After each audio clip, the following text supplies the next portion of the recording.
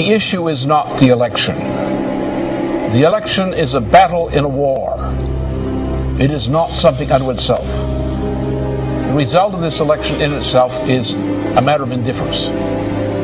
It's a question of how the battle is won and lost, which is important. But there's another issue here. There's also an issue of World War III.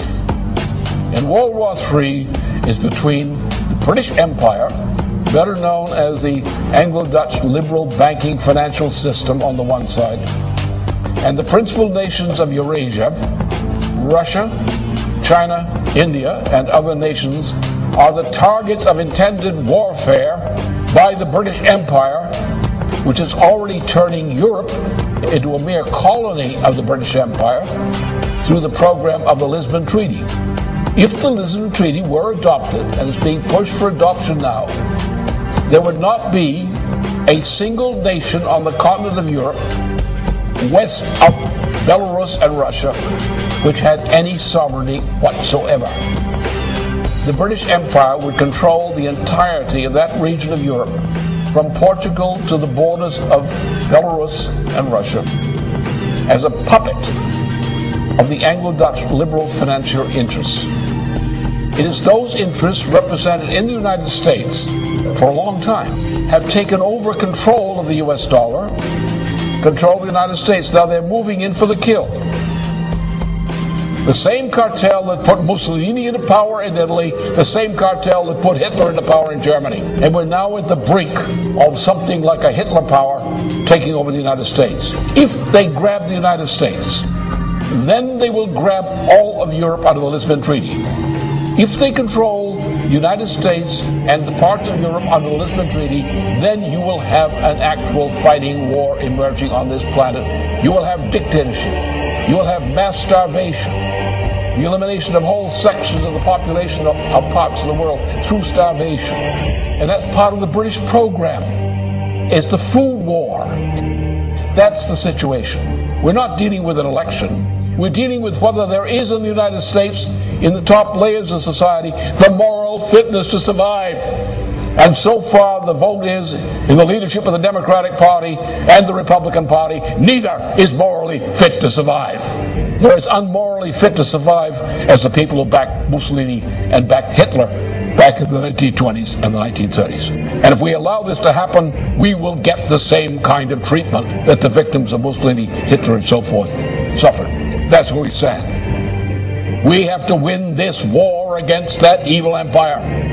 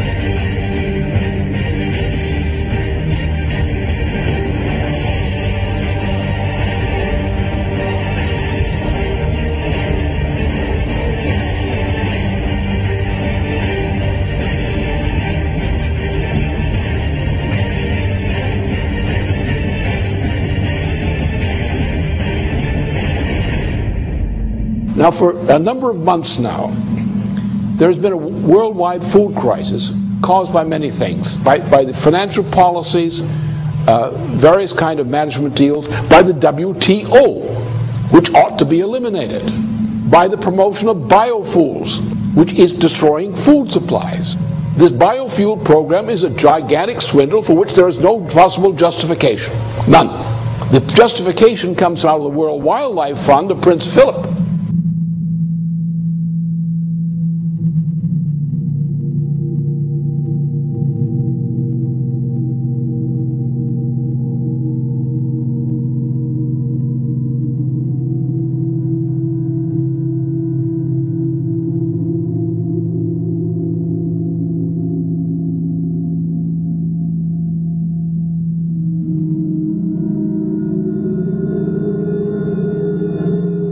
in Zimbabwe, for example? What's the crime? You have an African population in Zimbabwe, which was one of the biggest fighters against the British Empire.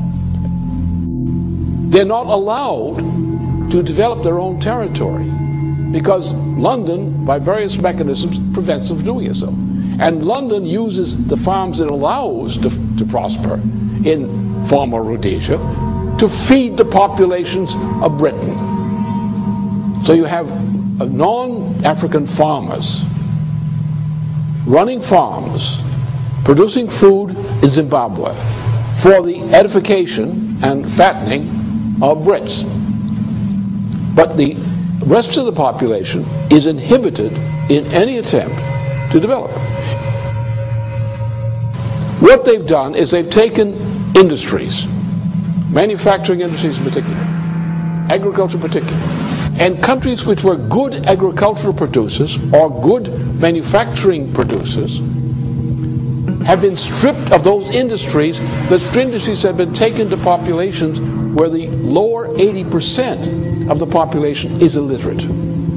So you have colonies of manufacturing in countries in Asia, Africa, and so forth, South America, where the people, the 80% of the population, does not participate in the economy.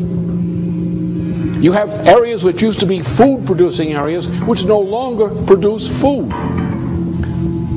Because what you're having is a world dictatorship under the name of globalization, better called the new Tower of Babel, in which the cultures are being destroyed as the United States is being destroyed, as Germany is being destroyed, as Italy is being destroyed, as France is being destroyed, and the attempt to make war on China, India, and Russia.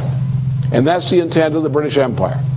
Nothing less than destruction and breakup of China, the breakup of Russia, the breakup of India. That is the policy of the British Empire now. This is what the game is. And if this game is not stopped, I can tell you there'll be no planet. But then come back to the food question. If you want to get the American people and other people of other nations up on their hind legs, acting like free people rather than battered slaves, tell them their food for tomorrow morning is not there.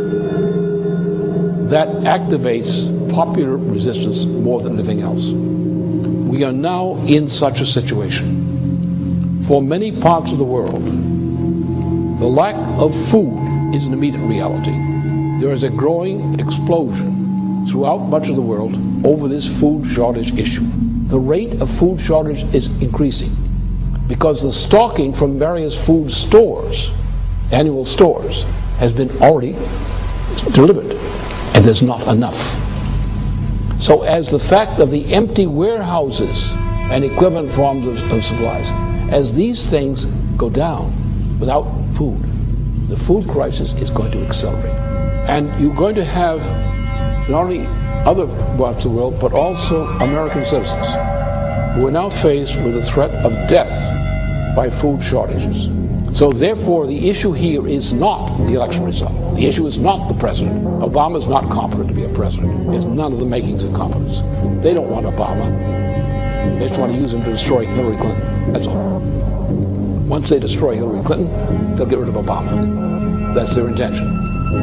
And their intention is to bring in a fascist regime in the United States, a presidency which will be, in effect, a fascist regime, which will cooperate with the British and bring the United States into alliance with the United Kingdom, or the Anglo-Dutch liberals. Not all Brits are for this, by the way.